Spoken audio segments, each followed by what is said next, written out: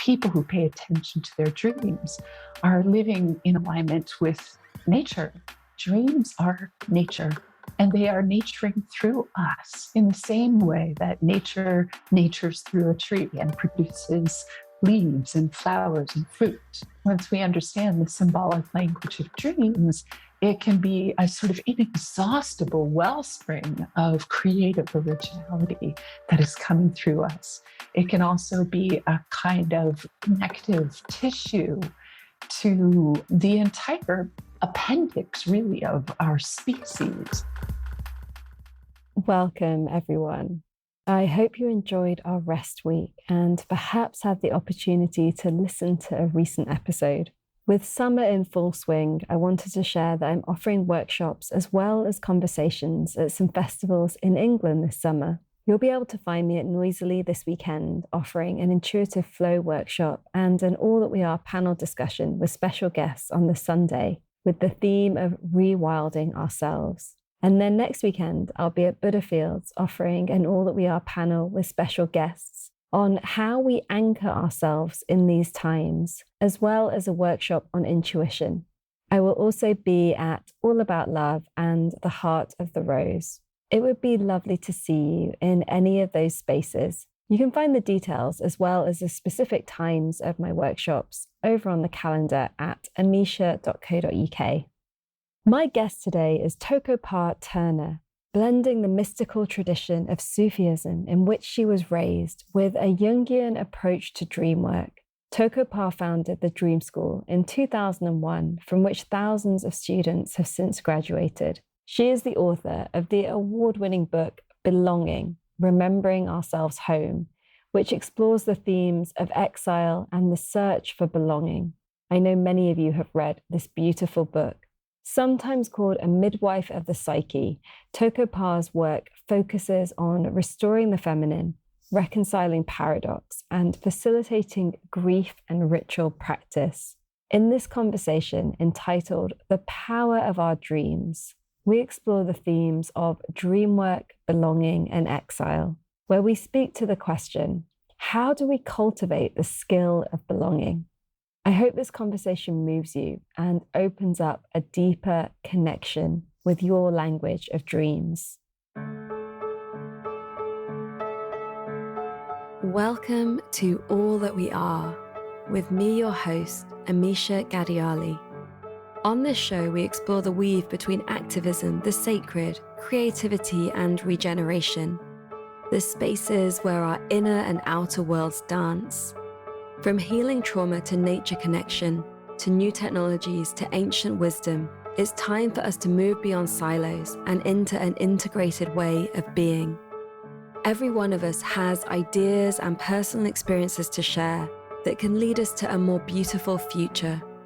Despite the challenges we face as a global community or the pressures we meet in our daily lives, when we stop and dare to listen, to ask ourselves the big questions, and to share what we are already doing and envisioning, we create the futures of our wildest dreams.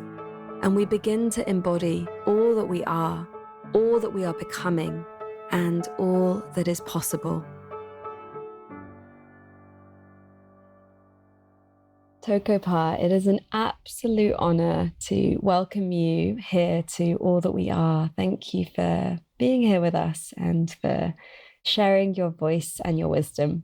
Thank you so much for including me. I'm so happy to meet you. I know you're in a transition, so yeah, hopefully it won't be too bumpy for us. Yeah, it's interesting the moment in which we are here from my side. Obviously, this was scheduled quite some time ago. And as it happened, this was the week I've had to come and clear my parents' house. I've finished and I've packed my car, and I won't be coming here again after this interview, after this conversation. And so I'm sat in this very spot for the very last time in which my father died, also dreamed that he did all his dreaming for the last 10 years of his life. It's significant because he was also a Jungian analyst, amongst other things. The thing that I miss the most in our conversations is being able to call him up and tell him about a dream and work through a dream with him. That has been a big part of our family's language in order to be able to decipher and understand what's happening. And so as I'm in this closing with this, it feels really beautiful that we are spending time together and that Jung has been such an influence for you and that dream work is such an important aspect of your work. Thank you for sharing that with me. How incredibly precious to grow up with a parent so deeply immersed in this world, in this language, in the things of the soul. That is the dream, to have parents who can encourage us to turn inward and to value the things of our psyche. And I'm so sorry for your loss. And I hope that you find other places to have these conversations as well, because it is incredibly precious. Obviously, it won't be the same, but how wonderful that you can continue to offer this to the world, a place to have these kinds of conversations. Yeah, thank you. It sounds like a dream to grow up in that kind of household. I'm sure you had your shadows. It was more complex than that, especially because my parents were psychiatrists as well. And so they were working full time in the mental health profession. And then my dad also had this private practice. Yeah, it was my first job, was making tea for his patients, performing to them. And so Jung has been very present in our lives. I've grown up playing in a room with the complete works of Jung on the shelves. It's, part of the language, but also I would say that there's something quite refreshing about getting to do some of that soul work outside of the house and that actually having that language where everyone feels that they know a lot about your inner world is definitely interesting in actually, developing your own relationship. For sure, I can imagine the number of complex projections that were running around your family with that many psychiatrists in one house. Yeah. The question that we are asking actually in all of our episodes now is, what are the futures of your wildest dreams? And I would love to hear what comes through for you when you connect to that space of your wildest dreams and however that lands for you. I assume we're talking not about nocturnal dreams at this point, but dreams for the world. If I could sort of distill what my greatest dream is for the future, it is so much about bringing dreaming, nocturnal dreaming, back to the people, pulling it out of those ivory towers and actually having it be normal conversations that we can have in our families and communities. And so that at a very young age, we learn that it is so incredibly valuable to turn towards our dreams and to see the way in which they are guiding us, because people who pay attention to their dreams are living in alignment with nature. The impact of that at the level of culture and even global culture, I think would be incredible. We wouldn't have wars because we would be working out those inner conflicts within, or maybe we would have less wars. I mean, we're talking about wildest dreams here. So we would live in harmony with the ecosystem because we would be in harmony with our inner nature, and so on and so forth. So that's my dream, that we can bring dreaming back to the people and make it a part of life again. I've really felt that during the last 2 years, I've had a lot of grief to hold and a lot of complex responsibilities, had to let go of a lot of what my life was before that period, as we all have in many ways due to the pandemic and the way that that's played out. I've had some extra circumstances with my family that have drawn me really inwards, and my dreams have been so rich during this time. It's really what's kept me sane, to be having these incredible adventures and to be getting to have these other experiences when I get to close my eyes at the end of the day. I would love for you to share or what you feel the power of dreams and our dreaming space at night really is, and what, in your understanding, does it do for us? I mean, the simplest way that I know to think about it is that dreams are nature, and they are naturing through us in the same way that nature natures through a tree and produces leaves and flowers and fruit. That dreams are produced biologically through us. That nature is not just a personal nature, but that it belongs to a higher, larger, interconnected intelligence. And that intelligence, we can also call nature the ecosystem. When we are listening to, or perhaps a better way to put it is being in dialogue with our dreams, Jung called it a self-regulating function. So in the same way that a body breathes itself or produces saliva and has other, biological processes that are natural and we don't have to think about them, so too does dreaming have a self-regulating function for the psyche. What that means is that if we are ever leaning with some kind of bias towards a one-sided attitude, the dreams will produce a compensatory image or symbol to help bring our attitude closer to the middle. So in this way, it helps to keep us walking in a grounded and centered way. But it's so much more than that, because once we understand the symbolic language of dreams, it can be a sort of inexhaustible wellspring of creative originality that is coming through us. It can also be a kind of connective tissue to the entire appendix, really, of our species. So everything that our species has learned and not learned is also contained there.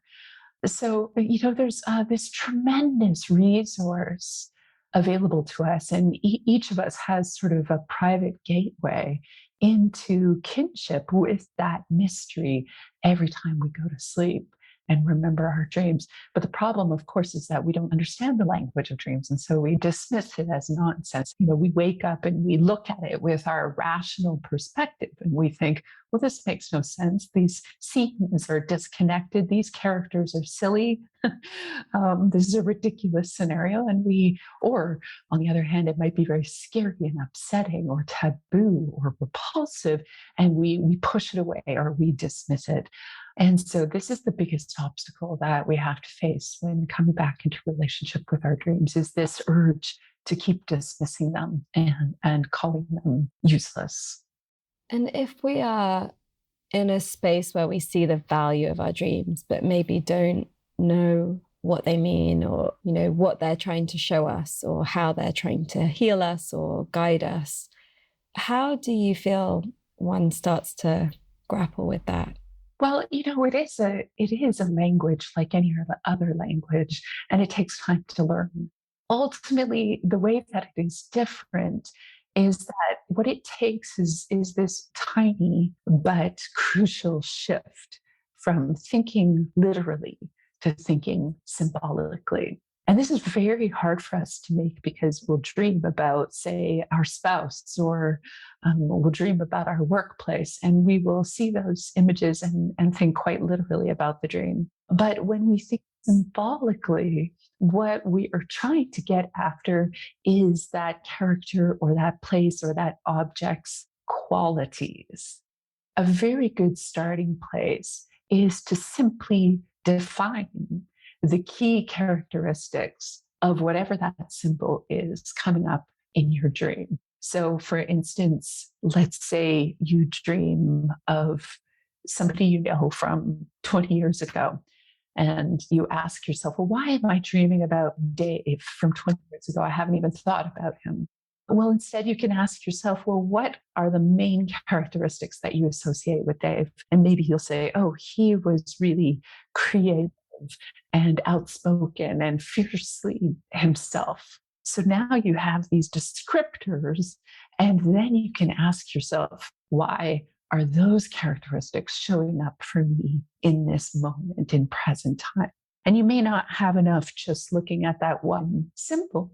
So you have to look at the other symbols in your dream to kind of piece them together to see if some sort of pattern or motif emerges from their constellation. So it does take a lot of work, not a lot of work, but it takes a bit of focus and attention. And as you get more skilled with it, you may not have to write it all down in your journal, which is to say the dream work process itself. Dreams should always be written down. They love to be written down. And that will help to capture the prima materia, the raw material of the dream itself. But then the exploration of the symbols will begin to come more naturally to you, and it can become a more fluid process. And that's the part of learning the language, is you begin to develop a facility with looking at the symbolic qualities of a thing instead of just at its face value. What do you feel is the kind of role in dreams in our kind of collective future, in understanding the bigger picture of our species and our interspecies dynamics, and maybe the prophetic nature of like what may be coming? Do you feel like we receive visions through our dreams? Yeah, so let me approach the first part of the question first, because it's a really big and exciting question. I love that. One of the great examples, I think, of how dreams work outside of just the personal and conscious is when you get together with a small or large group of dreamers in a circle. I don't know if you've ever had this experience, but I host these retreats. We have up until the pandemic, we were having annual retreats at least, but they've been on hold. But we would gather a group of dreamers together, say 30 people or so. We would spend several days together and we would talk about our dreams and learn about our dreams and do various sort of somatic animistic games with our environment to learn about the relationship between our dreaming and the earth's dreaming. And we'd wake up in the morning always in silence, and we would practice silence. And we'd come together, we'd write our dreams together in community, but in silence. And then after everybody's had some breakfast and woken up, we come together in a dream circle. When we begin to share our dreams, we see the most remarkable thing, that many people in the circle will share images, will share symbols. We'll wake up one morning and at least 50% of the group or somewhere around there will have dreamed about cats, or maybe a specific kind of cat, like a tiger. And you think, well, you could say that's a coincidence, but when this happens again and again, and then when you start to actually work on the symbolic dimension of the dream, you realize that the circle itself is working something out together. And this is the most amazing realization, because what it means is we are an ecosystem. And I don't mean this as a metaphor. I mean, we literally are a psychic ecosystem, right? So this puts the whole idea on its head that we should be taking action in the world first, when in fact, I think those things need to be reversed. I think the front lines of any kind of activism are actually on the interior. I don't mean this to say that we shouldn't take action, but I believe that action should be taken not from a place of urgency or desperation or fear of things going wrong, but actually should come out of one's own psychic prompting. When we do that, it shows us every single night where we need to be bravely working. And what happens then is those issues that you are sorting out internally, whether they are, say, conflicts with our own shadow, let's just put it that way, as a general sort of like umbrella way of looking at it. When we work out our shadow issues, then we no longer project them into the world, right? And this is, projecting our shadow is why we have racism. It's why we have war. It's why we have xenophobia. It's why we have class wars. And I mean, it's not the only reason, but it's a huge part of it. It's really the root of the thing. So when we're doing work to become conscious of our inner biases, then we no longer need to project them out into the world. I realize this is a very long-winded answer to your question, but you asked a very big question, which was, what is the relationship between our dreaming and the future of the planet, right? And so some of the biggest issues that we're facing right now, like, climate change and racism and poverty, are all, I feel, a result of people behaving out of ego, behaving out of greed, behaving out of fear of otherness, which are all issues that need to be resolved at the level of the self, or, as I was alluding to earlier, in smaller communities, in our villages, in our families, so that we can begin to tackle as smaller ecosystems these problems. And from that place of healing those shadow pieces internally, we then have a strong foundation to take actions and make differences in the world. Do you feel like we are all given different pieces of the puzzle through our dreams? I'm really curious about that dynamic of why certain people have the dreams that they have and kind of how that fits together. If I imagine that we were living in cultures where that dream sharing would be so much a part of our way of life, and we would, come together, not in a retreat, just as a way of life every morning and share like, what messages were you given and what did you see, and piece something together. I love those stories of how in indigenous cultures, the women would like dream with their heads together, especially during their moon time, and they would be able to tell the men where the buffalo were and where they needed to go and get the buffalo. And I'm really curious about how much of that is still here despite all of our busyness, distraction, and focus in other directions. Just about every indigenous culture in the world that has managed to still exist and survive, and some that haven't, have dreaming at the center of culture. We're really, the dominant culture is the only culture that dismisses and devalues dreams. So you're right. It is a very, I would say, a natural way of being that we have very sadly lost. And I do believe that each of us has a different piece of the puzzle, In the Jungian way of viewing dreams and of viewing the soul, we come into this world with a particular nature that it is our task to fulfill in this lifetime. So there's this beautiful image of, I'm sure you've heard this, of the acorn, which the acorn contains the blueprint for the entire oak tree within it, that we are similar in that there is a specific unfolding for each of us, a purpose or a series of purposes that we're meant to fulfill. And when we listen to our dreams, it helps more than anything remove the hindrances to our sense of purpose. But that being said, I'm not sure that I believe in a single purpose. Our purpose can change over the course of a lifetime or even several times. And that shifting and changing is okay. Because I know sometimes folks can get really focused on what is my purpose. But I think purpose can be, something that you hold as a question every day. What is my purpose today? Purpose is a combination of, what you feel most passionately to speak about, to bring into the world, to do. And it's often not easy because it's often going against the grain of the dominant culture. We do each hold a different piece to that. Somebody like me might be more inclined to writing, whereas somebody like Greta Thunberg would be much more inclined to standing up in front of millions of people and saying, wake up to climate change. So we all have very different purposes, and each are extremely necessary.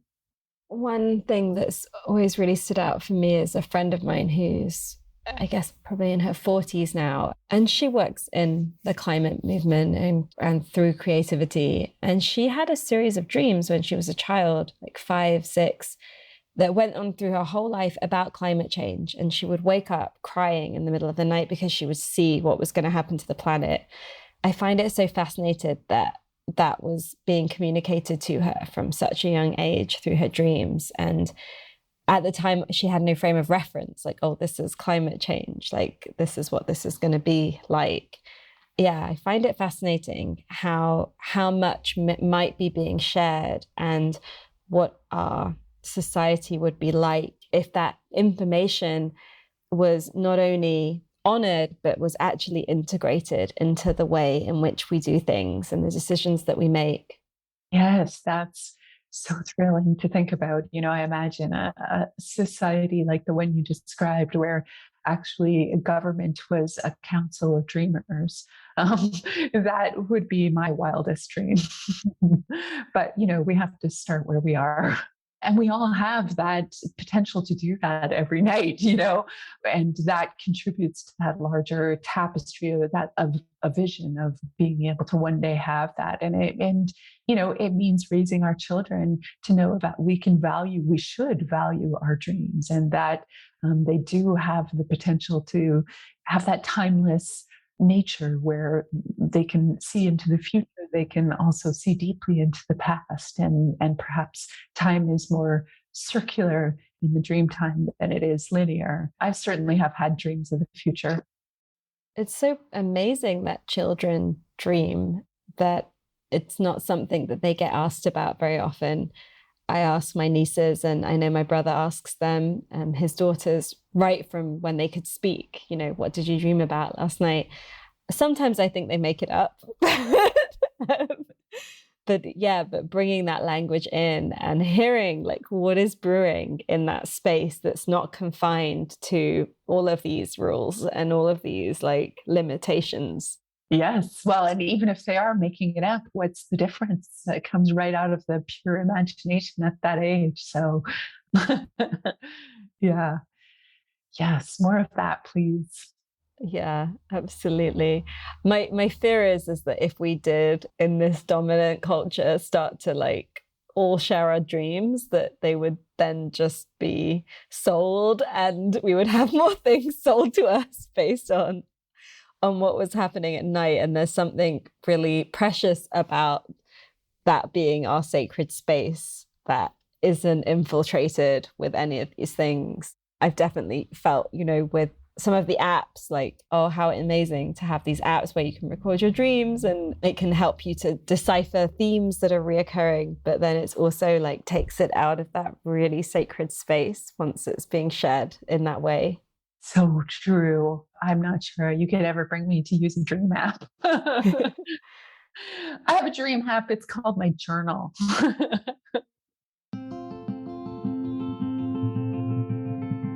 We are taking just a short pause here. If you are enjoying this episode, please consider joining our community. For a small contribution, you can be part of our beautiful online world, where we deepen the conversation and offer spaces of learning and practice. As a member, you are a patron supporting the making of this show, and you receive a number of benefits, such as special member-only events and discounts on all our courses, retreats, and in-person experiences. You will have membership to our app and connect with inspiring humans around the world through a social network to discuss the themes of the show away from the eyes of advertisers and the manipulation of big tech. Our membership is what makes us able to stay advertising free in a world that is always trying to sell us stuff we don't need. And it is the very heart of all that we are. Head to www.allthatweare.org/support to find out more.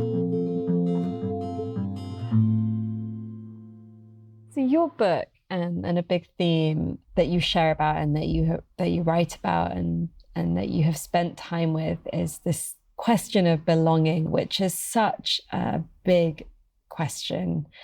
Especially in these times, I feel time and time again, I'm having that conversation with friends and with clients, this kind of feeling of being somehow out of place in the world that we live in.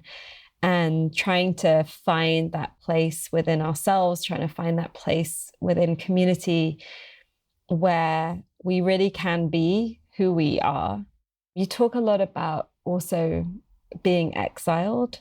And I feel that that's such a strong theme, especially for people that will be listening to this. Many of them have felt that complete lack of belonging and that experience of being exiled in some way, being the black sheep, of being the ones that the weirdos, the ones that don't fit in, the ones that are asking different questions, yearning for something different.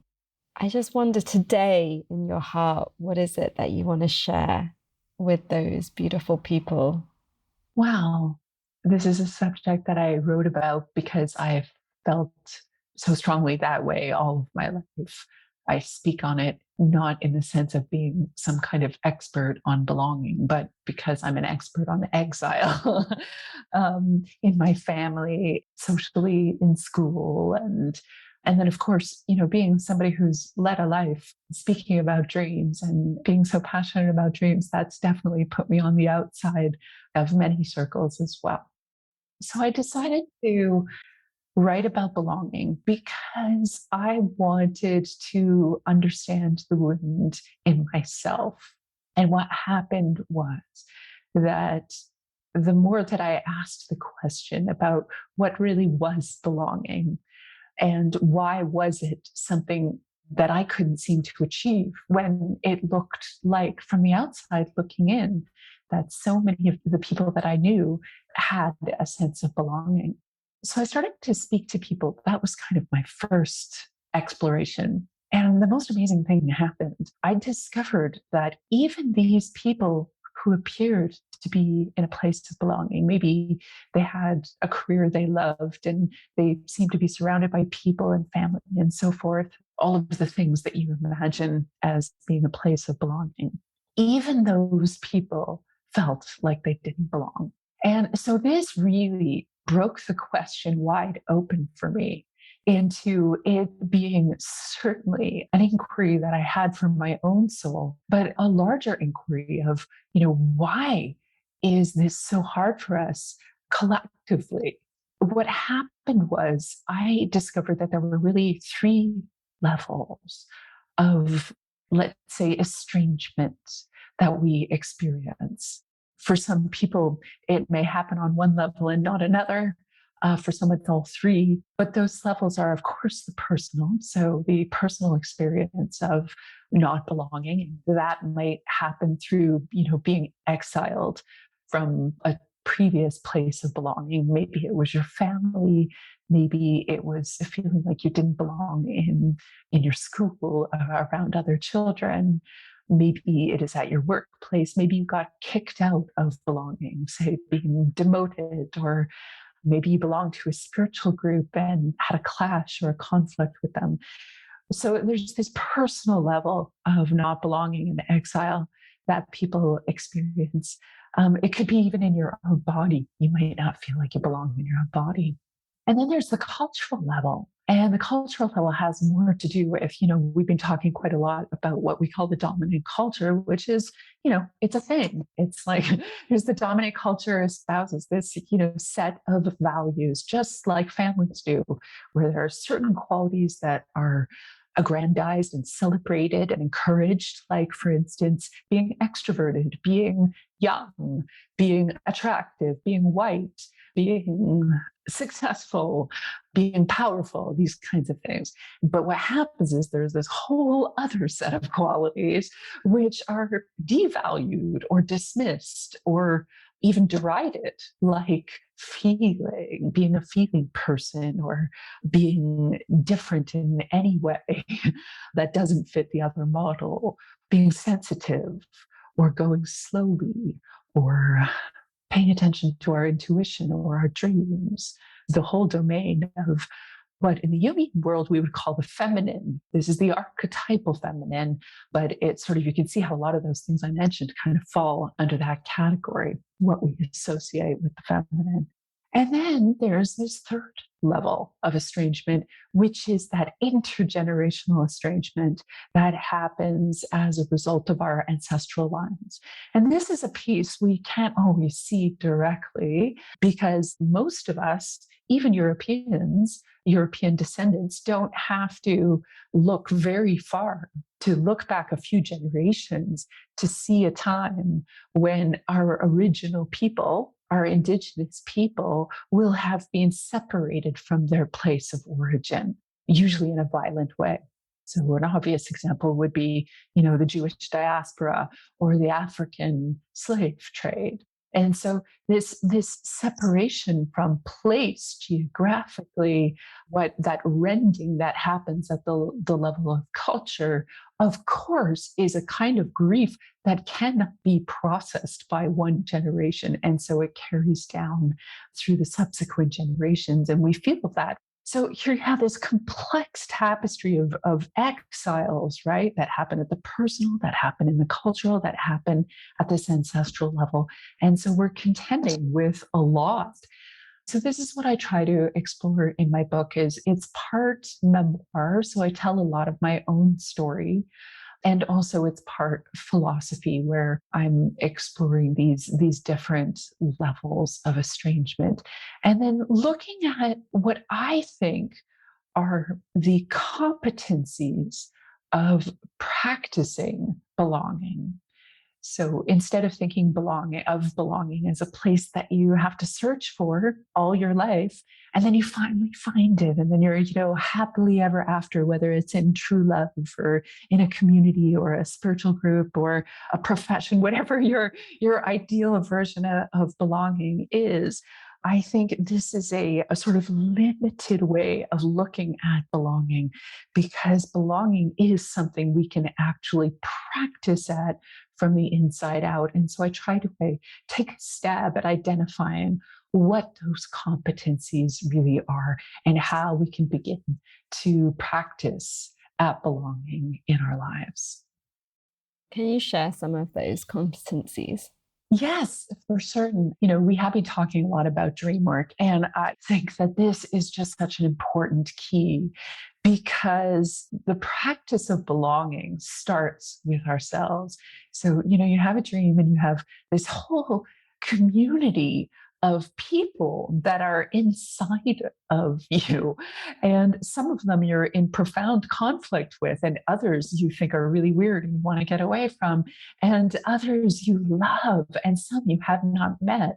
And this is just the people, there are all kinds of animals and places, and, so we have this great diversity of otherness within us. When we practice dream work, we're actually getting to know our inner others. And I think this is one of the most important steps in practicing at belonging, because there's a wonderful symmetry that happens when you do this work internally. Then actually it translates into a kind of competency in the world. So we become increasingly interested in diversity in our world and appreciative of diversity all around us. And I don't just mean human diversity, but I mean, the eco-diversity that's all around us, well, the other than human beings as well. So I think dream work is a huge part of practicing at belonging, not as a static place of attainment, but as continuum. And on the other side of that continuum is exile. And actually, belonging and exile are both important and necessary parts of the process. There are times when we need these experiences of exile to turn away from a group of some kind in order to truly face what our values are. So coming into relationship with our own deepest sense of integrity and knowing, so that we can bring what we learn from that initiatory experience into the world and contribute it. And that contribution that comes out of that exile, out of that experience of separating from the group in order to truly find the medicine of the purpose we talked about earlier, and then contributing it to the world, is essential in us feeling an actual sense of belonging, and actually translates to our relationships as well. Because how can we truly meet another for who they are unless we are more completely ourselves? I'm curious as to what it means to be more completely ourselves, because it can become another one of these attainments, that we are searching for. Something that I'm really curious about at the moment is, what about just as we are, Yeah, I think those are the same thing. When I think of wholeness, I think of exactly just as we are. Unfortunately, because we have inherited so many of these exiling, invalidating, and hindering qualities from these places we talked about earlier, there is this process of an unhindering as we are. So I agree with you. I think we do need to get off that binary of being whole, having to attain a place of wholeness versus being incomplete. And so if you're able to just be as you are, then you're there. But for most people, I think it is a process. And I think it's a natural process too.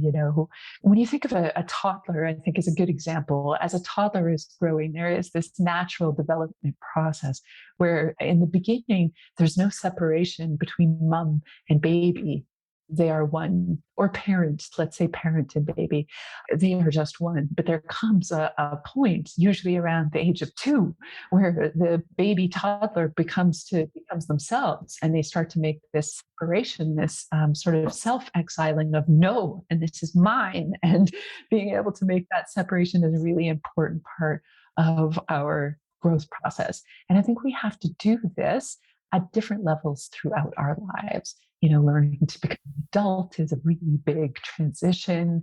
Learning to step onto our true path and not the one that has been prescribed for us is a huge transition.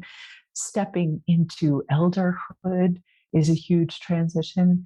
Midlife. So there are all these, I guess we could think of it as layers of an onion that we have to keep peeling back to get to that ultimate place. And it's not about attainment so much as being in process.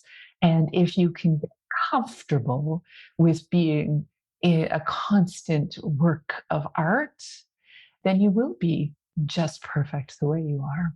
Yeah, thank you. I feel like one of the things that's just really coming through for me at the moment is a kind of dismantling of some of the ideas that New Age spirituality has given to us. One of those is that one of only when you love yourself enough, only when you are healed enough, are you able to meet your beloved?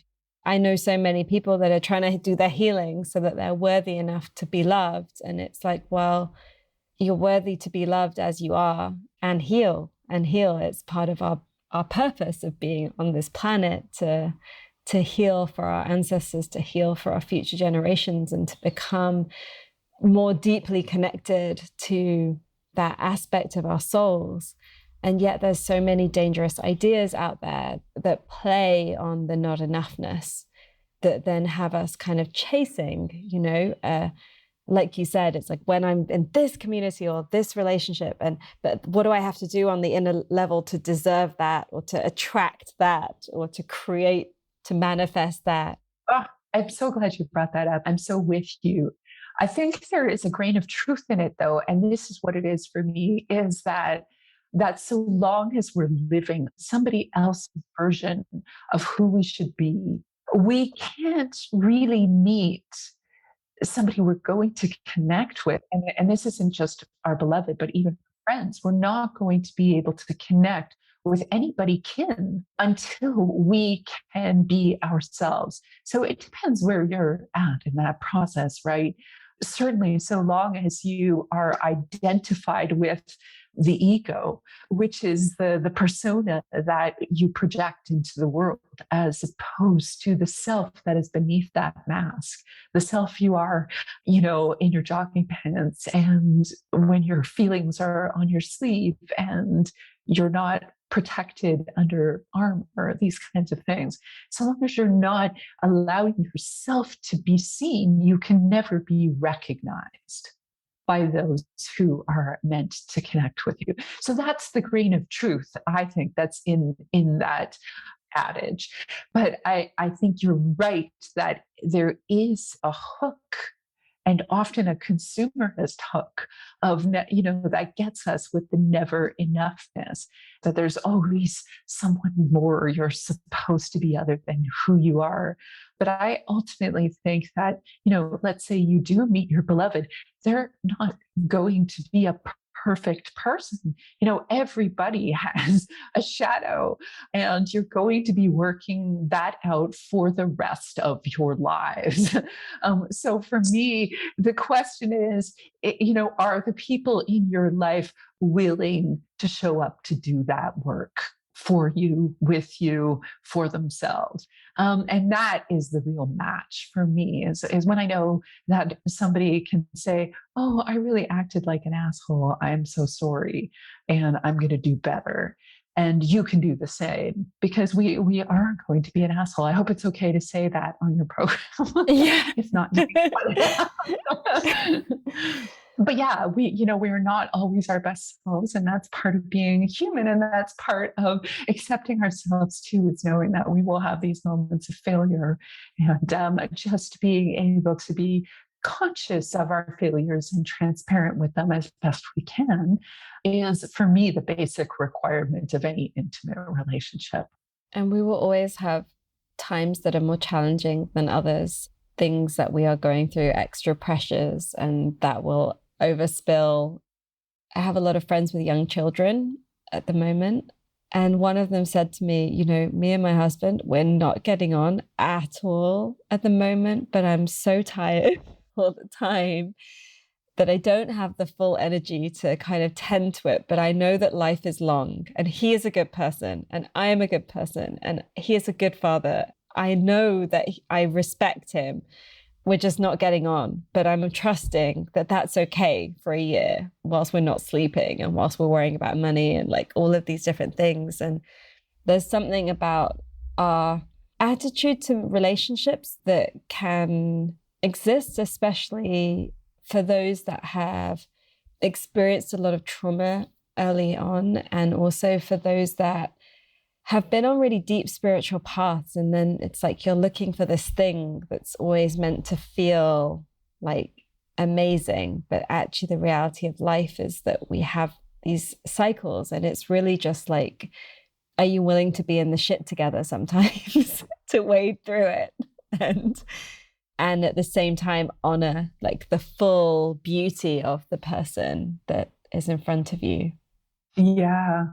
I think that tendency that we sometimes see in spiritual circles to always be wanting to vibrate super high and be in bliss, consciousness, is really just another version of religious orthodoxy.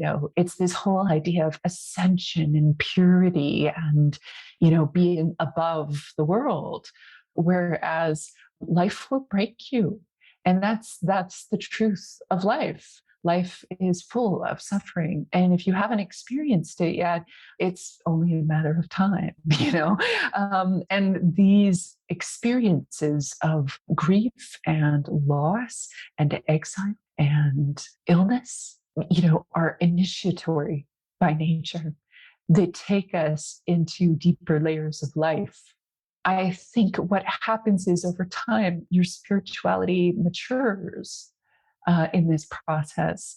And you learn, I think, in many ways, and maybe, I don't know, Amisha, what your social circle is like, but, having gone through very recent loss, you may have experienced how uncomfortable people are with grief.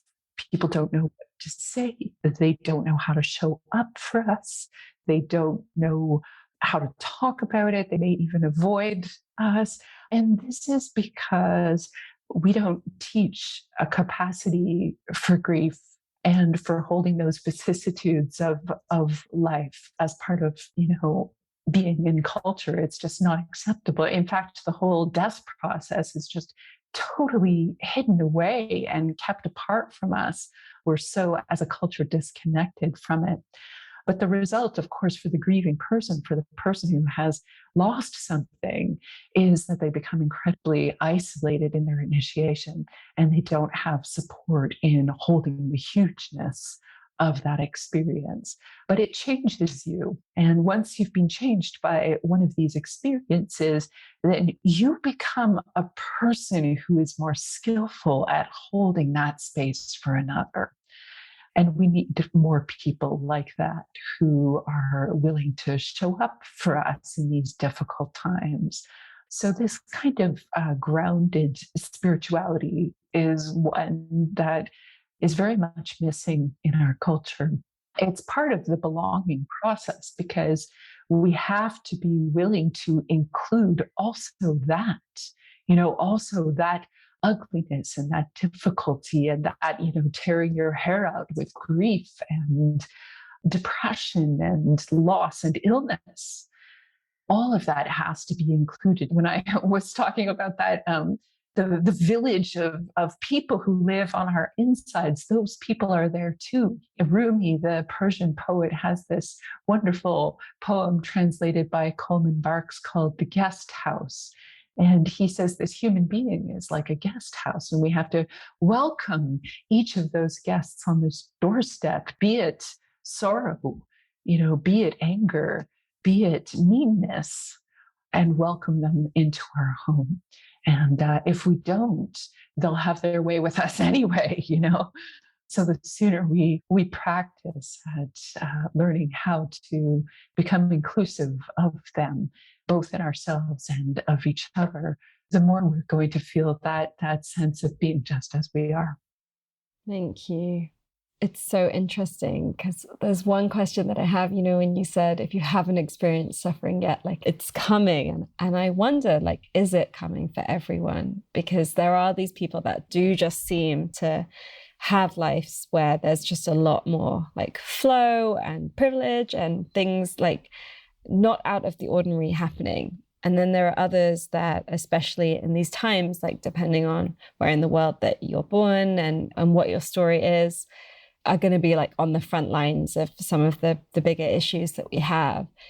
And I was just reflecting a little bit what was coming through as you were speaking about this exile is, my whole life has been that. I've always been processing something that is kind of out of the frame of anyone around me. So in my teen years, our family was going through a very particular persecution that was very no one knew what to say or how to hold that. And then, I had a series of near-death experiences, including one where a friend died in my very late teens, early 20s. And again, it just meant that I was interested thinking about processing something way different to what those around me were thinking about, caring about. And I think people didn't want to talk about death and grief and guilt and consequence at parties in my early 20s. And so it just constantly through life, I mean, there's so many more, it seems to be part of the theme of my life of always kind of being sent on these initiatory journeys into exile. And of course, in all of them, receiving so much, so many gifts and having to connect to a different dimension of support and belonging.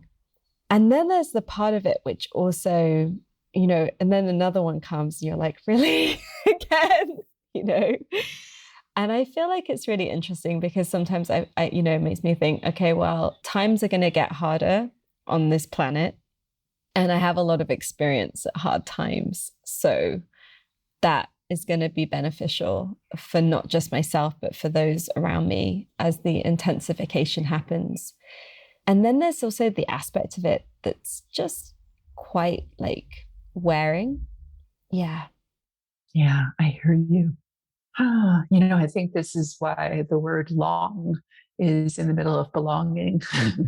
um, because one of the great competencies of belonging is actually endurance, and to be able to keep going, like you talked about your friend who's the mom, and saying, things really suck right now, but I know that my partner is a good person, and we're going to get through this. It's like that deep sort of commitment to being on a path, whatever your path is really essential in helping us stay anchored and rooted in a life. But I think you're right that, there are absolutely privileges that insulate people over others. And those privileges could look like, the color of your skin, wealth, geography, health is a big one, gender. So there are all these privileges that certainly insulate you from the suffering that some people know on a daily basis. And yet, I would propose to you that there is no such thing as a life without suffering. I think we have to be careful, and because sometimes somebody can look on the outside as if they do not suffer, but when we get to know them at a depth level, we're often quite surprised to hear about what they're going through and what they're holding. So we can't know until we sit with them and they tell us their dreams. What to say about the onslaught of challenges in a person's lifetime? I mean, I relate to you very deeply on that front. In some shamanic cultures, there really is an ordeal that a person has to go through in order to become the person they are meant to be for the rest of their people. I'm not saying we should run towards suffering when we see it, that's for sure. But it helps me to contend with some of the things that I have gone through, to remember that I am being cooked in some way by those flames, and that there will be an end. There will be an other side to it where things will be better.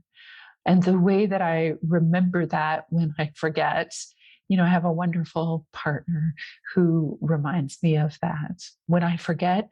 And I also receive those reminders from my dreams. And I hope you have that too, Amisha, that you once in a while have at least those numinous dreams where something that that is powerful and great tells you to keep going, and reminds you that magic is real.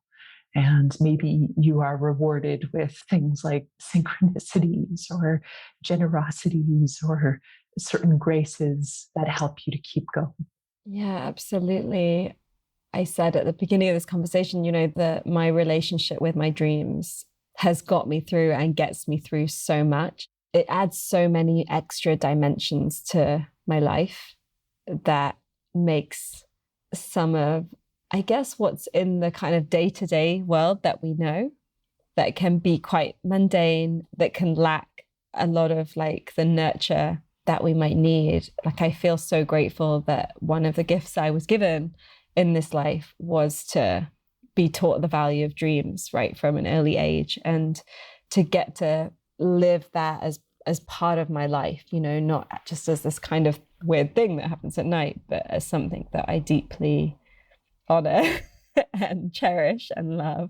Yeah, and you talked about, how the world is, we're moving into hard times, and that your hope is that as somebody who knows hard times, will be able to bring something of value to that. And I just had this very strong urge to tell you that you already are, that it's happening right now, and all of the energy that you use to make the things that you make are helping in unimaginable ways that will also affect the future, but that it's happening right now. Thank you. You have a very special quality, that the quality of your questions and your presence and what you think about and what you're concerned with is really rich.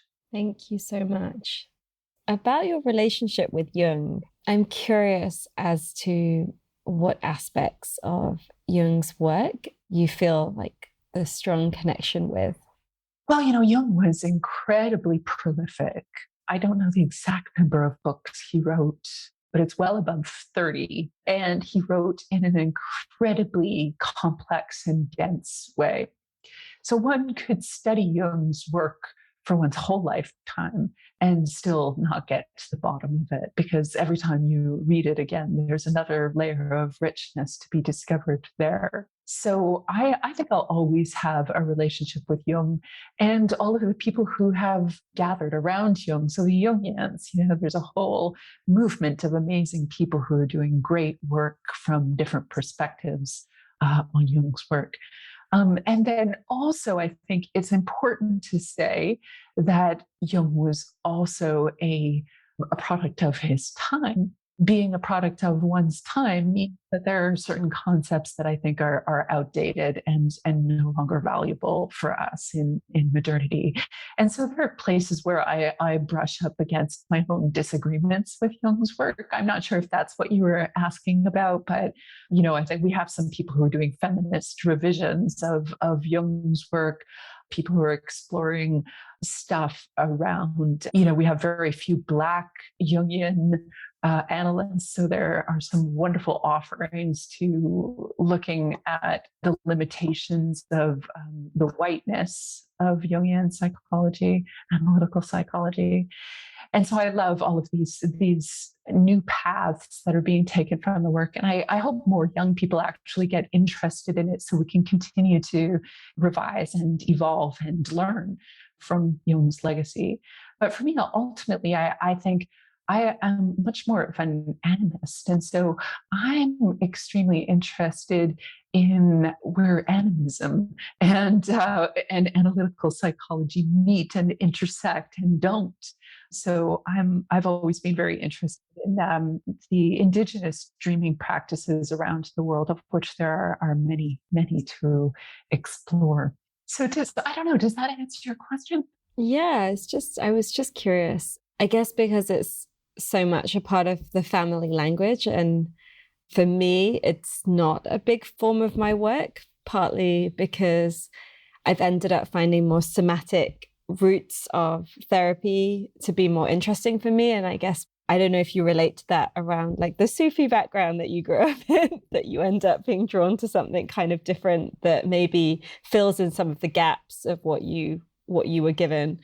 Yeah, and so I'm just curious because sometimes when I experience some of the Jungian work, like it feels to me a little bit disembodied compared to some of the other things that I'm exploring. And I just was curious. Yeah, absolutely. That's a big piece, and that's part of why animistic practices are so wonderful for me, because you're in relationship with your own body, you're in relationship with the Earth's body, you're in relationship with all of the other bodies that surround you, and so it is a very sort of embodied way of looking at the world. But then there are, some people who are doing some very interesting work around somatic experiencing and Jungian work and the crossover between the two. But yeah, so I was raised as a Sufi, and I still really value Sufism a great deal. And I think my spirituality is some sort of crazy mashup of a lot of different things. I wouldn't be able to name it so easily, I don't think. But it's important that we draw from various places, and I think it's normal not to resonate with everything in one tradition. And I think it's really healthy to have disagreements with something when it doesn't feel right for you. Especially as we are evolving like at such speed and in our consciousness. And then sometimes with some of the traditions, they get like trapped in where they were, and then that gets passed down because that person is dead. There's no space for it to evolve in the way that it would have done if that person was alive. And I feel that can happen a lot in religious, spiritual, academics, movements where we end up so connected to like somebody of the past. And I'm always really curious about all the voices that we don't center, and those that are living and experiencing and like deep in their wisdom bodies, like listening prophetically at this moment? Well, I'd love to get your list of who those people are for you, because I'm always looking for people like that too. Yeah, well, a lot of them are here on the show in various episodes. And I guess for me, I'm also curious as to finding some of those people that may not be getting the gaze and the attention onto their work, but are perhaps offering something of such deep value at this time, especially when we think about people from more diverse backgrounds. I'm sure there are so many that get missed. And yeah, I would love to uncover more. Yes, well, I have my own list, so I'll be sure to share that with you too. Amazing. I don't know if you follow the work of Prentice Hemphill, but I have a feeling you would love their work. Yeah, You absolutely. already. There you go. That makes sense. I wonder what your call to action is from this conversation. What is it that you would like to ask our friends listening to make time for? I mean, I think I know. I feel like I'm about to be very predictable. Well, it's funny, call to action, because I would say call to non-action is kind of my jam. But yeah, I think everything around us is always calling us to action. I would love to encourage people to celebrate pausing, whether that looks like, putting your feet in the grass or putting your body down on the earth, leaving your device in another room and just soaking in the bath, letting your imagination breathe, just letting your imagination breathe without it being guided by the content and patterns of other people, and to just see what emerges in the pause. To do this not just once, but to do this as a way of life, to practice it maybe first thing in the morning for 1 hour, if you can spare it, even half an hour, and to just get curious about who you are when you're not being mediated by action. And if you want to take it a step further, to remember your dreams, and people say, I don't remember my dreams. I forget my dreams.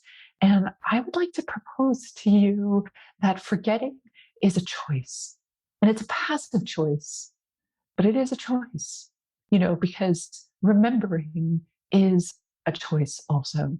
And if you make the space, if you value your dreams, if you have a fresh journal just specifically for this, you can create room for your dreams simply by asking them to come. And even if all you get is a fragment of a dream, never dismiss the fragments, because those fragment dreams are some of the most powerful of all. And just take a moment to write them down and be curious about them. Be curious about that symbolic dimension and ask, quite simply, what are the qualities of those symbols coming up in my dream? And just sit with your imagination and contemplate, is there a reason that connects to something going on for me in waking life? Over time, this internal guidance will change your life. It will change your life in a sense that you will no longer seek that guidance outside of yourself, because you have it within. And is there anything greater than being able to find your inner compass and to always know when you're going in the right or wrong direction? So that's my call to non-action.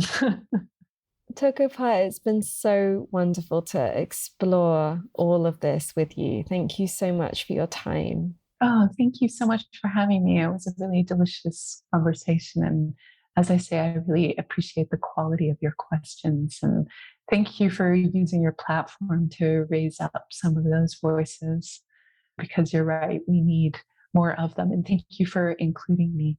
It's my pleasure. How would you like our friends listening to connect deeper with you from here?